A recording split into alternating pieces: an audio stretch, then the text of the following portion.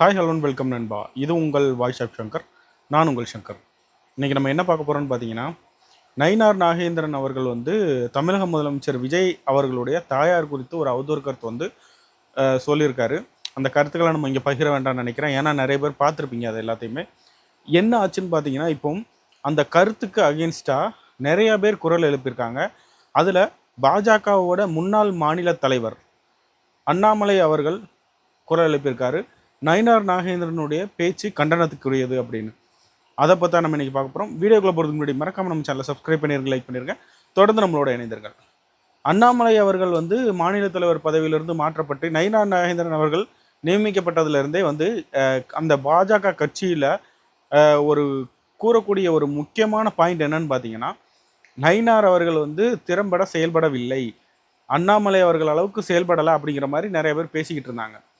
So இப்போ அவருடைய அந்த இது மாற்றப்பட போகுது, மாநில தலைவர் பதவி வந்து பறிக்கப்பட போகுது அப்படின்னு பேசிக்கிட்டு இருக்க இந்த டயத்தில் நயினார் நாகேந்திரன் அவர்கள் மேலே இப்படி ஒரு குற்றச்சாட்டு வந்திருக்கு. குற்றச்சாட்டில் அவர் தான் அதை பேசியிருக்காரு. என்ன அப்படின்னா, அது உங்களுக்கு தெரிஞ்சிருக்கும். உங்கள் அப்பாட்ட போய் கேளுங்க, உங்கள் அம்மாட்ட போய் கேளுங்க, உங்கள் அப்பா யார் அப்படின்னு இந்த மாதிரி ஒரு கேவலமான ஒரு வார்த்தையை வந்து கேட்டிருக்காரு. அதாவது திமுகவை பற்றி சொன்னால் உங்களுக்கு என்ன அப்படிங்கிற மாதிரி தான் வருது. திமுக அவர் வந்து பேசியிருக்கிறது வந்து திமுகவை. இப்போ இந்த விமர்சனத்தை திமுக எடுத்து வச்சுருந்தா சரி, ஓகே, முதலமைச்சர் பேசியிருக்காரு, அதுக்கு இவங்க வந்து இப்படி ஒரு கேவலமான கருத்தை எடுத்து வச்சுருக்காங்க, இது அவங்களுக்கே வந்து உரிய பழக்கம் தான் அப்படின்னு. பாஜக வந்து என்றைக்கும் யாரையும் இவ்வளோ ஒரு கேவலமான விமர்சனங்கள் வந்து வச்சதே கிடையாது. பாஜகவை பொறுத்தவரை ஹிந்து மக்களுக்கு முன்னுரிமை கொடுக்கக்கூடியவங்க, அது நம்ம எல்லாருக்குமே தெரிஞ்சு. ஹிந்து மக்களுக்கு முன்னுரிமை கொடுத்து பேசக்கூடியவங்க நமக்கு தெரிஞ்சிருக்கும். ஆனால் இந்த மாதிரி ஒரு கேவலமான கருத்துக்களை அண்ணாமலை அவர்கள் இருக்கும்போது கூட இதே மாதிரி ஒரு கேவலமான ஒரு பெண்களை அவமதிக்கக்கூடிய கருத்துக்களை வந்து இதுவரை எடுத்து வச்சதில்லை. முதல் முறையாக நயினார் நாகேந்திரன் அவர்கள் இருக்கும்போது அது வந்திருக்கு. இதற்கு அண்ணாமலை அவர்கள் கண்டனம் தெரிவிச்சிருக்காரு. குஷ்பு அவர்கள், தீவிர பாஜக விசுவாசியான குஷ்பு அவர்கள் இன்க்ளூடிங் இதுக்கு வந்து கண்டனம் தெரிவிச்சிருக்காங்க. ஸோ இங்கே என்ன நடக்குது அப்படின்னா, கூடிய விரைவில் நயினார் நாகேந்திரன் அவர்கள் வந்து மாநில தலைவர் பதவியிலிருந்து நீக்கப்பட போகிறார் அப்படிங்கிற மாதிரி நியூஸஸ்லாம் வந்தவண்ணம் இருக்குது. அந்த மாநில தலைவர் பதவிக்கு வந்து யார் வரப்போகிறார் அப்படின்னு பார்த்தீங்கன்னா, வழக்கறிஞரான அஸ்வத்தாமன் அவர்கள் வந்து மாநில தலைவர் பதவிக்கு வர வாய்ப்பு இருப்பதாக பாஜக வட்டாரங்கள் தெரிவிக்கின்றன. ஓகே, இப்போ இதை பார்த்துட்டோம். அடுத்த நியூஸ் என்னன்னு பார்த்தீங்கன்னா, நம்ம அந்த மலைவாழ் மக்களை வந்து வெளியேற்றதுக்காக ஒரு இது ஒன்று போட்டிருந்தாங்க, கோர்ட் உத்தரவு போட்டுருந்துச்சு. அந்த மக்கள் வெளியேற மாட்டோம் அப்படின்னு சொல்லி வீதிகளில் இறங்கி போராடிக்கிட்டு இருக்கிறத நம்ம பார்க்க முடிஞ்சது. தமிழக அரசு ஃபோர்ஸ்ஃபுல்லாக வெளியேற்றுறதுக்காக, இதற்காக நாங்கள் வந்து ஆர்மியை வேணாலும் அனுப்புறதுக்கு தயார் அப்படிங்கிற மாதிரி வந்து கோர்ட் உத்தரவு போட்டிருக்கு. ஸோ இந்த விஷயத்தில் வந்து தமிழக அரசு வந்து ஒரு கூடிய விரைவில் ஒரு நல்ல முடிவு எடுக்கணும்னு கேட்டுக்கிறேன். கிட்டத்தட்ட ஒரு 2000 குடும்பங்களுக்கு மேலே இருக்கிறதா சொல்கிறாங்க.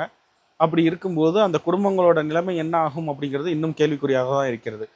அடுத்ததாக வந்து பார்த்திங்கன்னா, நம்ம இந்த கரூர் வழக்குக்கு எதிராக நம்ம நாம் தமிழர் கட்சி வந்து அவங்க 41 பேருக்கு வந்து பணி வழங்கக்கூடாது அப்படின்னு சொல்லி போட்டிருந்த உயர்நீதிமன்ற வழக்கு உச்சநீதிமன்றத்தில் இடைக்கால தடை விதிக்கப்பட்டிருக்கு.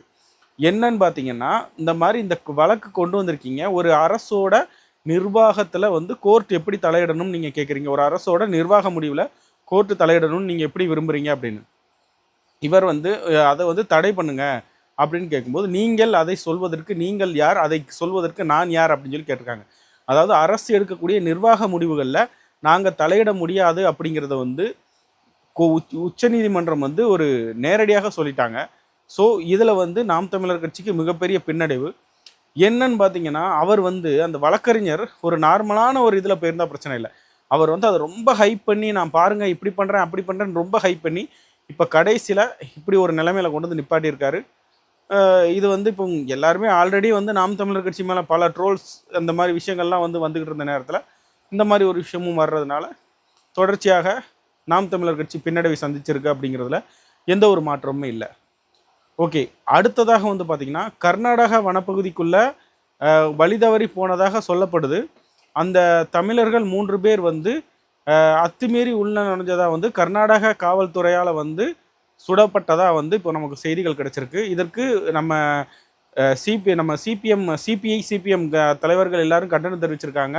இது மேலே வந்து சிபிஐ விசாரணை வேணும் அப்படின்னு சொல்லிட்டு நம்ம இவங்க சௌமியா அன்புமணியும் அன்புமணி ராமதாஸ் அவர்களும் வந்து இப்போ வந்து ப்ரெஸ் மீட் கொடுத்துக்கிட்டு இருக்காங்க. ஸோ இது ஒரு முக்கியமான செய்திகளாக போய்கிட்டு இருக்கு இந்த டயத்தில். அடுத்ததாக வந்து பார்த்தீங்கன்னா உதயநிதி அவர்கள் ஒரு ஸ்டேட்மெண்ட் கொடுத்துருக்காரு, என்னை அரெஸ்ட் பண்ண வரும்போது நான் பேப்பர் தான் படிச்சுக்கிட்டு இருந்தேன் அப்படின்னு. ஸோ இது வந்து சொல்ல வேண்டிய அவசியமே இல்லை, ஏன்னா எல்லாருக்கும் தெரியும் என்ன நடந்ததுன்னு. அவர் பேப்பர் படிச்சுக்கிட்டு இல்லை, அவர் பாத்ரூம்லக்குள்ளே இருக்கிறாருங்கிறது வந்து அவங்க மனைவி வந்து வெளியில் சொல்லிக்கிட்டு இருந்தது எல்லாம் ப்ரெஸ் மீட்டில் வந்துருச்சு. பிறகு எதுக்காக அவர் வந்து அந்த வார்த்தையை சொல்கிறாருன்னு எனக்கு தெரியலை. ஸோ அடுத்த நியூஸ் என்னன்னு பார்த்தீங்கன்னா, தமிழ்நாடோட அந்த ஒரு மது உற்பத்தியில் அதாவது தமிழ்நாடோட டாஸ்மார்க்கில் வந்து விற்கப்படுற அந்த மதுபானங்களில் என்ட்ரிகா வகை மதுபானங்கள் 11 வகையான மதுபானங்கள் வந்து தடை செய்யப்பட்டது, எஃப்எஸ்எஸ்ஐனால் தடை செய்யப்பட்டது. அதில் வந்து இப்போ அந்த தடையை நீக்கி எஃப்எஸ்எஸ்ஐ வந்து அறிவிச்சிட்டாங்க, அந்த மதுபானங்கள் மீண்டும் விற்பனைக்கு வரப்போகுது அப்படிங்கிற மாதிரி சொல்லியிருக்காங்க. ஸோ இன்னைக்கு இதெல்லாம் தான் வந்து நம்ம தமிழக அரசியல்களில் நேற்றைக்கு வரைக்கும் தமிழக அரசியலில் நடந்த நிகழ்வுகள். நாளை மீண்டும் சந்திப்போம். நன்றி, வணக்கம். இது உங்கள் வாய்ஸ் ஆஃப் சங்கர். நான் உங்கள் சங்கர்.